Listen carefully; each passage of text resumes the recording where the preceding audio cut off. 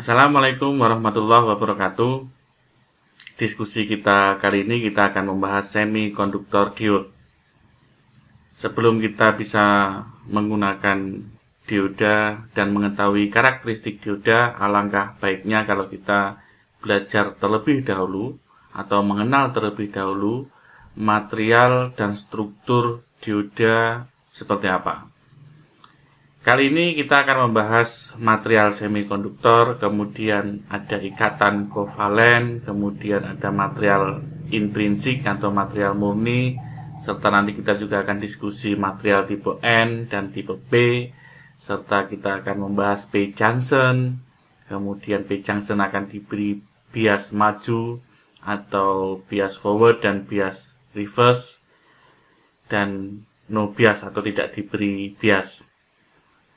Oke, kita langsung mulai saja. Yang pertama adalah material diklasifikasikan menjadi 3, ditinjau dari sisi mudah tidaknya dia menghantarkan arus listrik.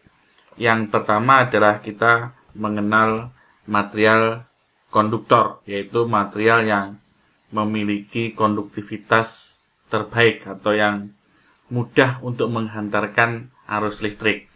Selanjutnya adalah material tergolong insulator, yaitu material yang sangat susah untuk menghantarkan arus listrik. Yang terakhir yang akan kita diskusikan adalah material semikonduktor. Material semikonduktor ini material yang cukup spesial karena dia bekerja di antara material konduktor, yaitu yang mudah menghantarkan arus listrik, dan material insulator yang cukup susah untuk menghantarkan arus listrik. Kemudian di dalam semikonduktor kita akan mengenal istilah pure semikonduktor atau semikonduktor murni, dengan istilah lain adalah intrinsik kristal atau kristal yang murni. Pembangunan setiap perangkat elektronik, baik itu dioda, transistor, IC, akan dimulai dengan seberapa bagusnya material semikonduktor tersebut. Material semikonduktor dibagi menjadi 2 kelas, yaitu yang pertama adalah single kristal, yang kedua adalah kompon atau campuran. Semikonduktor baik yaitu dioda, transistor, IC, dan lain sebagainya dibangun yang paling umum terdiri dari 3 atom ini. Yang pertama adalah silikon, kemudian adalah germanium. Silikon dan germanium ini termasuk kelasnya single kristal. Kemudian ada gallium dan arsenik, ini masuk kelasnya kompon. Di gallium dan arsenik ini campuran antara 2 atom atau kombinasi antara 2 atom. Pada tahun 1939 pertama kali dioda ditemukan, dan kemudian pada tahun 1947 transistor mulai ditemukan. Germanium lebih banyak digunakan dibandingkan dengan yang lain karena germanium materialnya cukup melimpah di alam ini. Selain itu juga germanium mudah dimurnikan dibandingkan dengan yang lain, sehingga banyak material semikonduktor yang dibangun berdasarkan atom germanium. Akan tetapi lambat laun komputasi atau kecepatan komputasi dituntut lebih cepat, khususnya mungkin adalah prosesor. Dia harus bekerja semakin cepat untuk menyelesaikan tugas-tugasnya. Nah, dibandingkan antara 3 atom ini, yaitu silikon, germanium, dan campuran antara gallium dan arsenik, gallium dan arsenik memiliki kecepatan yang lebih cepat dibandingkan dengan silikon. Misal gallium dan arsenik ini kurang lebih memiliki kecepatan 5 kali lipat dibandingkan dengan silikon. Akan tetapi pemurnian gallium dan arsenik ini cukup susah dibandingkan dengan silikon. Selanjutnya kita akan diskusi tentang struktur atom khususnya, yaitu silikon, germanium, gallium, dan arsenik. Yang pertama adalah silikon dan germanium. Nampak tidak ada perbedaan antara silikon dan germanium kecuali jumlah elektron yang mengelilingi inti atom atau nukleus. Di dalam nukleus ini kita mengenal di dalamnya ada proton dan neutron. Tetapi kita tidak akan membahas inti atom ini. Yang akan kita bahas hanya orbit terluar ini. Orbit terluar ini disebut sebagai valens elektron atau valensi elektron. Antara silikon dan germanium ada satu persamaan, yaitu jumlah valensi elektron. Keduanya memiliki 4 elektron terluar, baik silikon maupun germanium. Ini ada 1, ada 2, 3, 4. Kalau total elektron memang silikon dan germanium berbeda. Silikon memiliki 14 elektron, sedangkan germanium total keseluruhan ada 32 elektron.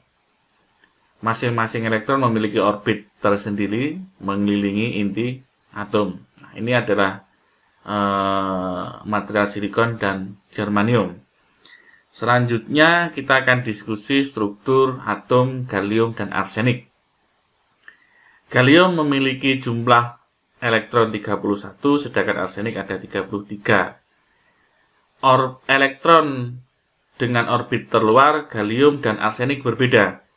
Gallium memiliki 3 valensi elektron.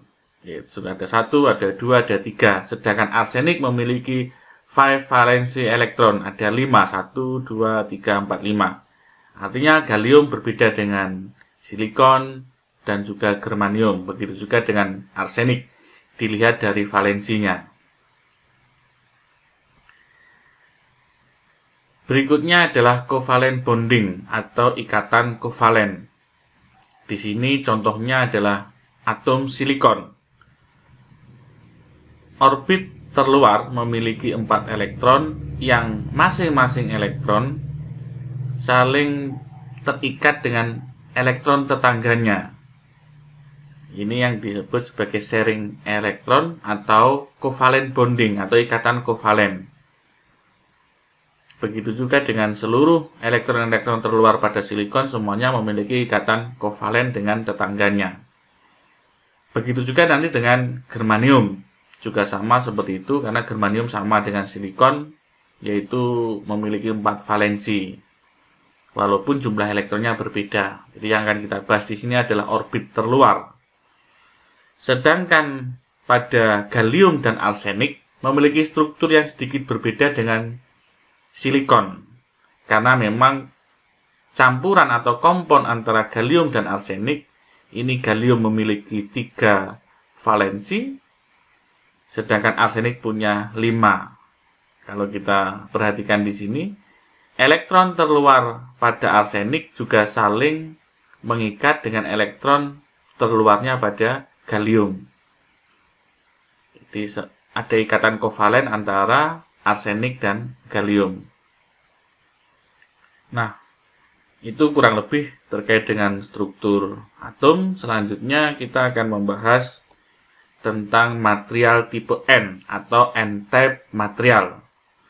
N-type material dibangun berdasarkan atom yang memiliki 4 valensi atau tetravalen, yaitu bisa silikon, bisa germanium, yang didoping atau yang ditambahkan atau yang diinjeksikan dengan atom yang memiliki valensi 5 atau 5 valence elektron, yaitu istilah lain adalah pentavalen. Kalau tadi contohnya yang memiliki pentavalen atau valensi 5 adalah arsenik. Apakah hanya arsenik saja? Tentu tidak, ada beberapa atom yang lain. Di sini saya memberi contoh ada 3 yang memiliki pentavalen atau orbit terluar ada 5 elektron, yaitu ada antimoni, ada arsenik, ada fosfor. Bagaimana struktur material tipe N? Berikut ini adalah strukturnya. Di sini ada contohnya silikon didoping dengan antimoni.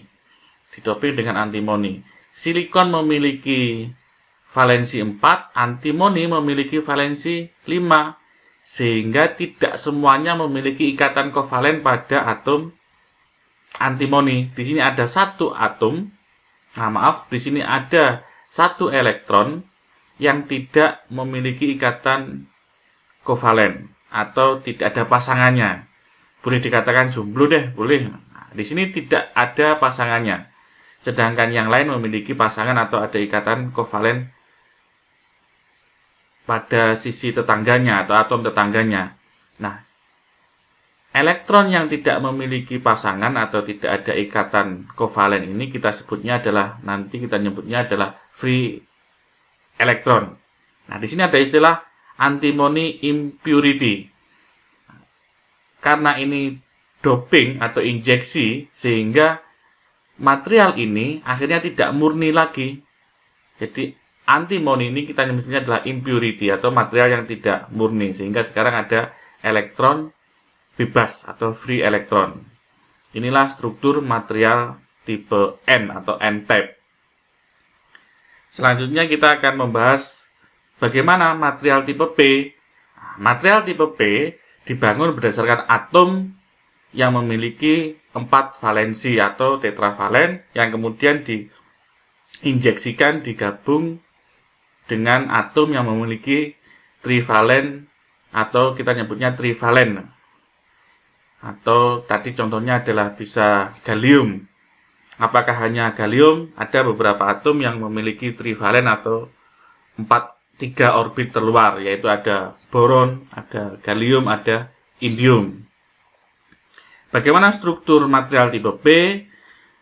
Di sini contohnya sekali lagi menggunakan silikon, tidak harus silikon, bisa germanium, dan kemudian diinjeksikan dengan atom yang memiliki trivalen. Contoh di sini adalah menggunakan boron.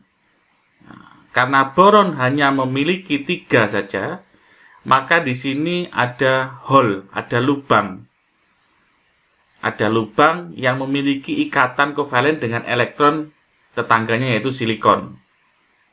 Nah, di sini kita nyebutnya hole atau lubang. Jadi mestinya di sini ada elektronnya, berhubung boron hanya memiliki 3 valensi saja, maka di sini kosong. Ini ibaratnya adalah, ini misalnya rumah, sudah ada bangunan rumahnya, kemudian di sini ada laki-lakinya, kemudian ada perempuannya. Nah, kebetulan di sini laki-lakinya tidak ada. Bisa dikatakan ini jomblo. Dia sudah punya rumah, sudah punya ikatan, tapi tidak ada pasangannya. Sedangkan yang lain di sini ada 2 elektron yang saling terikat. Nah, di sini terikatnya yang satu adalah hole. Boron ketika diinjeksikan pada material atau pada atom silikon, ini juga kita sebut sebagai impurity atau atom yang tidak murni.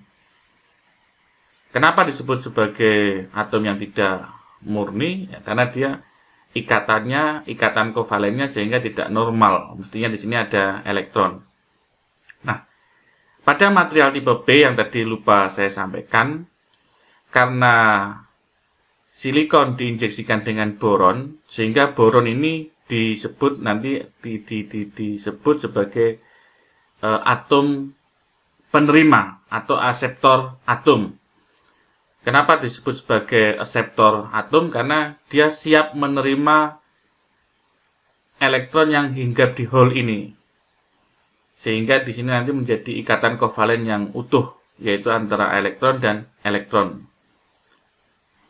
Yang ini adalah material tipe N. Antimoni ini juga bisa disebut sebagai atom donor. Kenapa seperti itu? Karena atom ini bisa memberikan elektron ekstra, karena dia kelebihan. Makanya pada material tipe N, antimoni ini kita sebut sebagai atom donor. Selanjutnya adalah elektron versus hole flow atau aliran elektron versus aliran hole atau aliran lubang.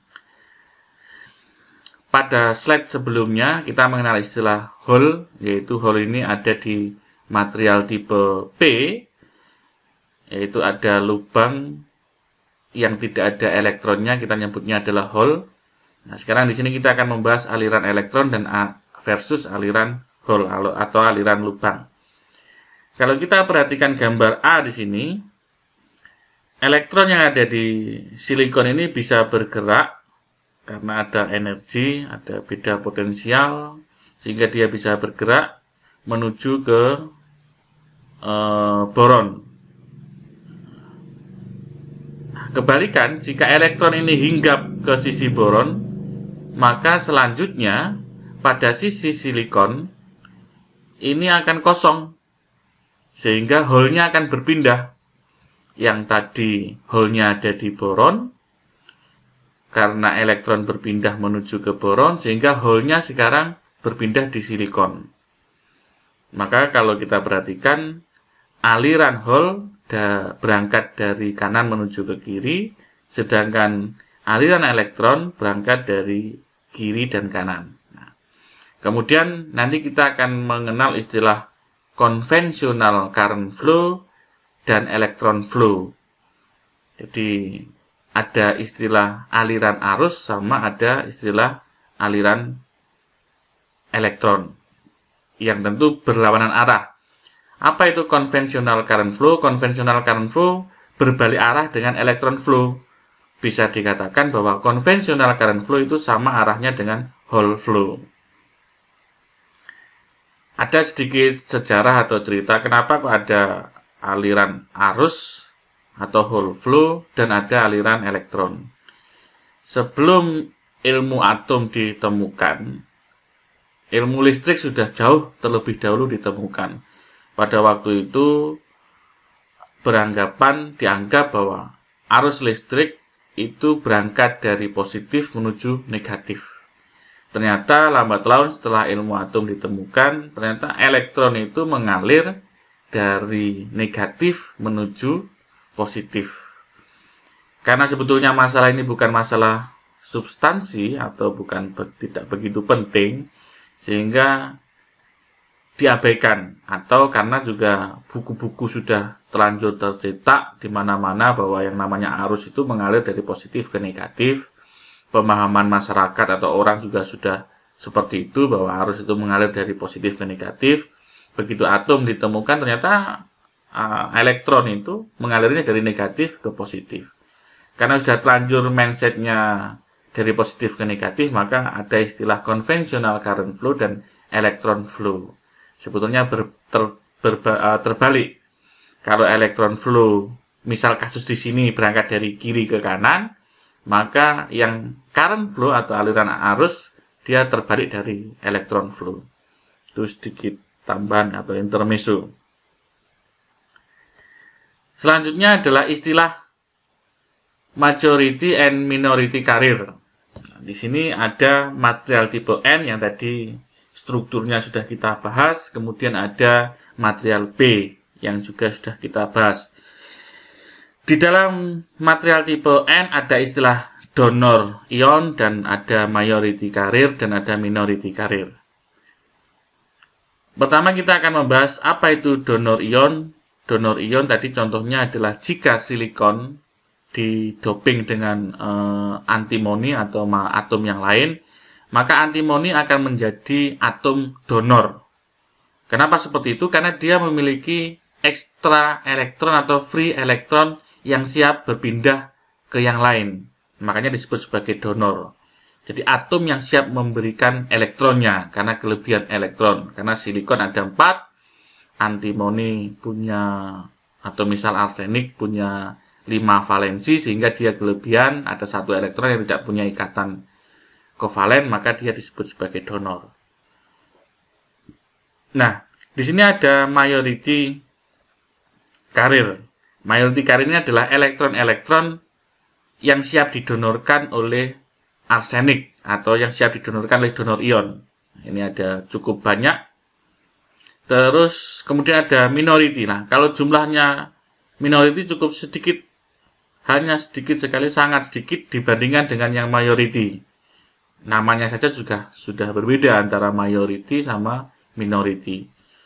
Kalau minority tentu lebih sedikit, di sini ada sangat sedikit sekali, di sini cuma ada 3 di gambar. Kenapa ada minority carrier? Minority carrier ini disebabkan beberapa hal. Karena mungkin waktu pemurnian, salah satunya mungkin waktu pemurnian silikon dia tidak bisa murni, sehingga ada elektron yang mestinya silikon tersebut di sekelilingnya ada ikatan kovalen 4, ada satu yang lepas. Ada satu yang lepas pada ikatan tersebut sehingga menyebabkan hole. Atau mungkin karena ada ekstra energi dari luar, baik berupa temperatur ataupun berupa cahaya, sehingga elektronnya terlepas. Lepasnya elektron tersebut menimbulkan hole. Atau kalau di sini kita menyebutnya adalah minority carrier. Tentu berbeda antara istilah majority carrier pada material tipe N dan material tipe P. Kalau majority carrier pada material tipe P, di sini justru hole. Jadi kalau majority carrier pada tipe N di sini adalah free elektron, elektron bebas, karena arsenik atau atom yang lain yang memiliki 5 valensi atau 5 valensi, dia kelebihan elektron atau ada satu elektron yang tidak punya ikatan kovalen, maka dia bebas. Ini majority carrier pada tipe N. Sedangkan pada tipe P, majority carrier adalah hole. Karena di sini ada silikon yang diinjeksikan dengan material boron. Boron memiliki trivalen saja, sehingga ada hole. Ada satu titik atau satu lubang yang mestinya di situ ada elektron yang akhirnya nanti menyebabkan ikatan kovalen dengan elektron tetangganya, tetapi tidak. Maka disebut hole. Hole. Ini ada hole, ada hole. Nah, di material tipe P juga ada minority carrier, ada elektron. Tentu jumlahnya antara minority carrier dengan majority carrier jauh lebih besar majority carrier. Minority carrier hanya sangat sedikit sekali dibandingkan dengan majority. Kok bisa minority carrier ini ada? Sama halnya dengan tadi, mungkin waktu pemurnian antara silikon dan boron kurang sempurna sehingga ada elektron yang nyangkut di sini, atau karena ada energi luar baik cahaya maupun temperatur.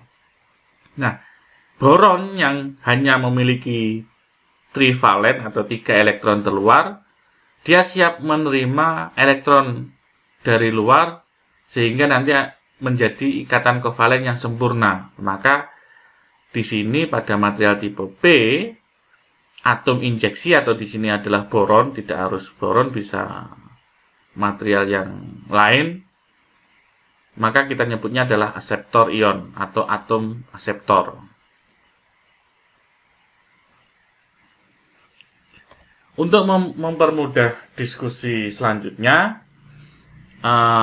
atom-atom donor baik akseptor kita hilangkan saja, kita hapus dari gambar, sehingga di sini hanya muncul majority carrier dan minority carrier saja, yang baik material tipe N maupun tipe P. Yang bulat-bulat solid berwarna hitam ini adalah free elektron, sedangkan yang bulat tengahnya kosong ini adalah hole. Di majority carrier pada tipe N adalah free elektron, sedangkan minority-nya adalah hole. Terbalik dengan material tipe P, majority carrier-nya adalah hole, sedangkan minority carrier-nya adalah free elektron. Selanjutnya, bagaimana kalau kedua material ini, baik tipe N maupun tipe P, dihubungkan atau didekatkan atau disambungkan? Kurang lebih akan menjadi seperti ini, sehingga ini kita sebut sebagai junction atau sambungan. Maka elektron-elektron, free elektron yang ada di material tipe N akan hinggap, akan menuju yang terdekat pada sisi sambungan material tipe P pada hole. Sehingga elektron di sini akan berpindah ke hole tetangganya pada material tipe P, sedangkan di sini juga seperti itu. Semua di sisi sambungan ini, free elektron di sisi sambungan ini dan hole di sisi sambungan ini akan berpindah tempat. Elektronnya akan menuju ke hole. Ini adalah terminal, jadi susunan ini adalah susunan dasarnya dioda. Di sini ada terminal atau ada kaki-kakinya dioda. Selanjutnya adalah karena perpindahan elektron dari sisi tipe N menuju ke tipe P, maka karena boron mestinya dia memiliki trivalen, ada 3 elektron orbiter luar yang sebelum tadi dihubungkan. Setelah dihubungkan karena dihinggapi elektron dari material tipe P, maka sekarang atom boron ini kelebihan elektron, sehingga kita memberinya di sini adalah muatan negatif, dia kelebihan elektron. Sedangkan di sisi material tipe N, yaitu bisa saja antimoni atau arsenik, yang mestinya dia memiliki elektron terluar 5, tapi karena hinggap ke sebelah material tipe P, sehingga elektronnya berkurang 1, maka jumlah antara elektron dan protonnya tentu akan tidak seimbang, sehingga di sini kita beri tanda positif atau muatan atau atom bermuatan positif. Nah, di sisi-sisi sambungan ini akan seperti itu semuanya. Nah, ini yang kita sebut sebagai depletion region, atau berkurangnya atau wilayah atau daerah berkurangnya jumlah atom atau bertambahnya jumlah atom. Kita sebut sebagai depletion region. Nah, karena di sini ada muatan negatif dan ada muatan positif, maka di sini tentu ada beda potensial, ada tegangannya. Nah, beda potensial ini kita menyebutnya adalah potensial barir atau barir potensial. Jadi potensial barir ini adalah akumulasi antara muatan listrik di sisi material tipe P dan material tipe N, sehingga di sini ada tegangannya, atau kita nyebutnya adalah potensial barir. Tentu tegangan atau potensial barir ini pada dioda tidak bisa diukur dengan avometer. Nah, potensial barir antara beberapa jenis atom tentu akan berbeda. Misal di sini ketika N-type-nya adalah intrinsik kristalnya dibangun dengan silikon atau kristal murninya dibangun dengan silikon, maka potensial barirnya adalah 0,7 volt. Jika material-material baik tipe N maupun tipe P ini dibangun dengan atom germanium, maka barir potensialnya adalah 0,2 volt. 0,2 apa 0,3 ya? Saya lupa antara 0,2 dan 0,3, atau nanti kalau ini salah silahkan dikoreksi.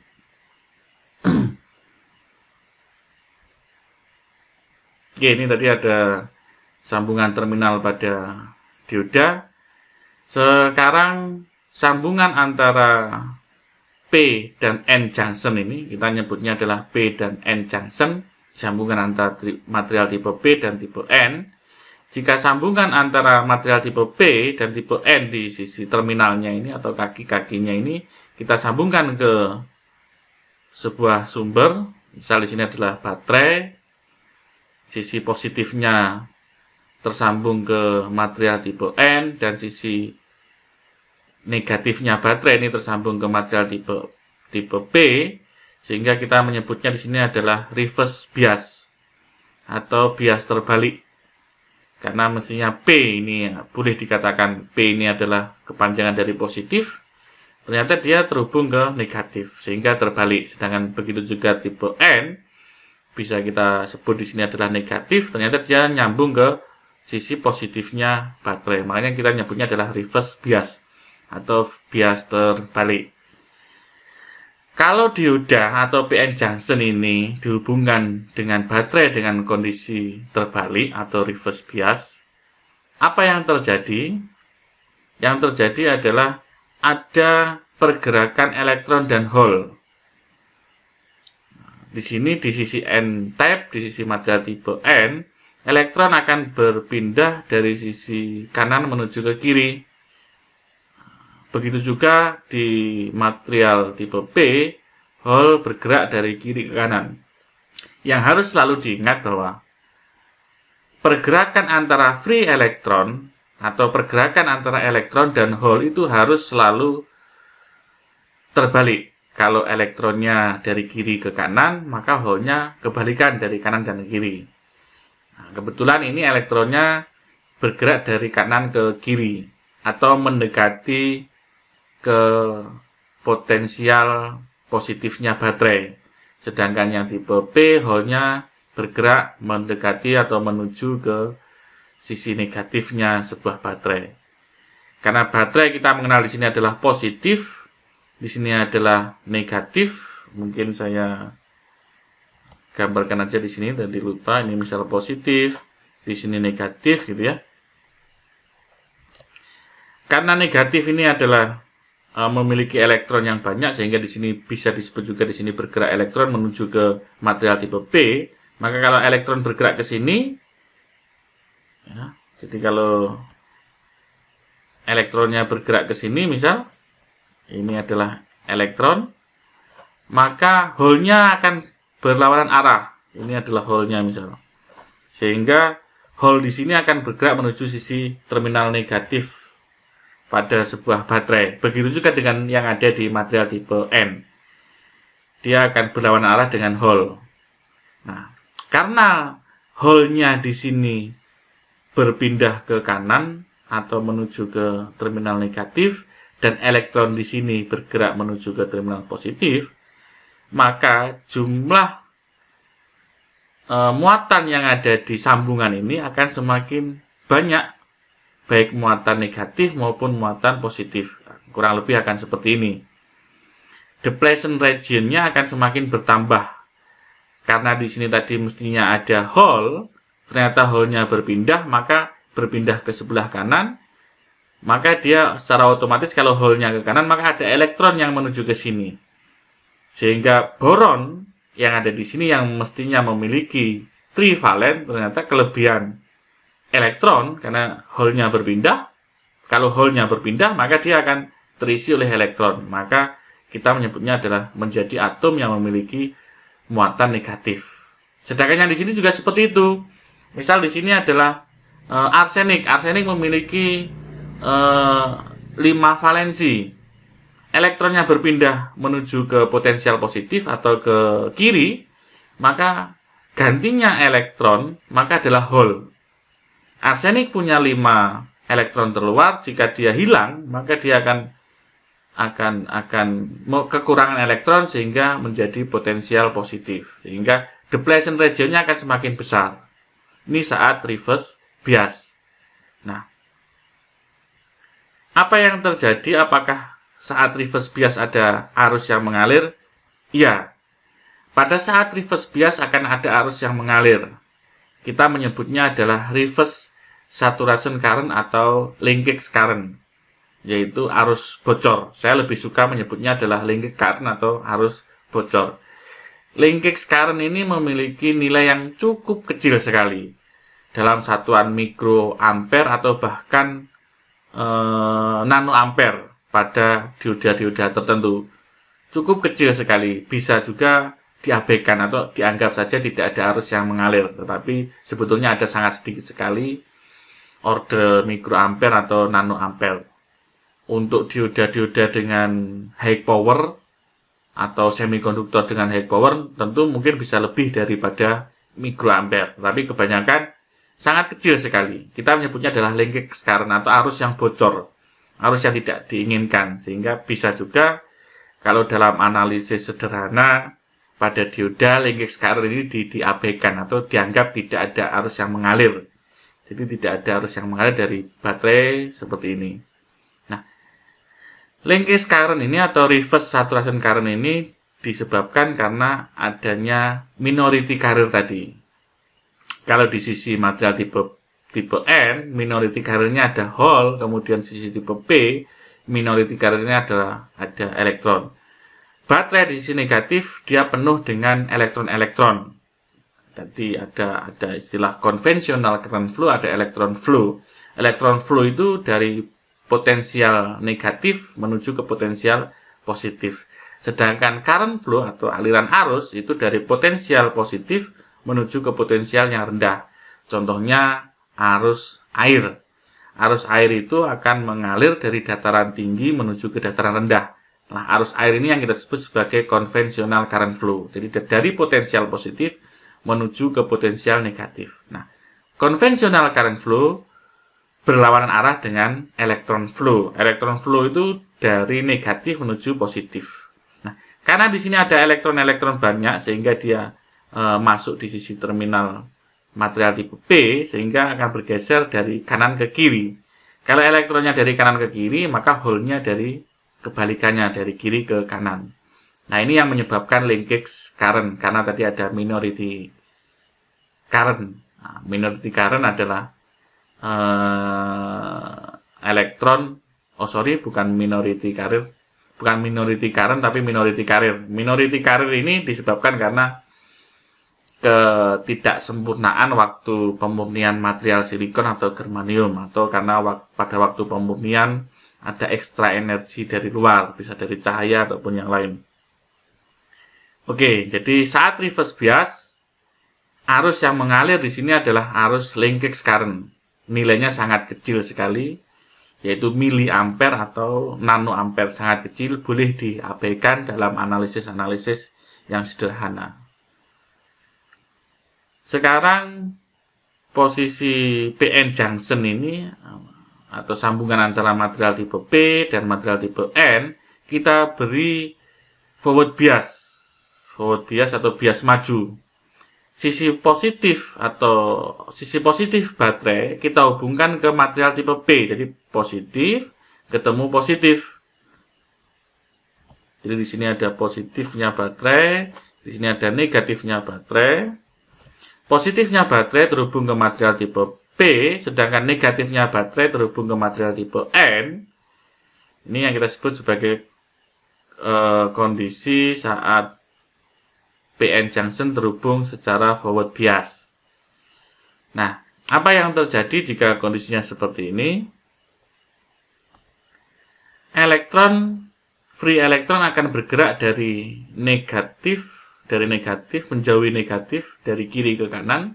Karena di sini ada banyak elektron, ada ekstra charge elektron dari baterai, sehingga elektron akan bergerak dari kiri ke kanan. Ingat, arah pergerakan elektron akan selalu berlawanan dengan hole. Hole pun juga akan bergerak dari kanan ke kiri. Sehingga depletion region-nya akan hilang. Kenapa bisa seperti itu?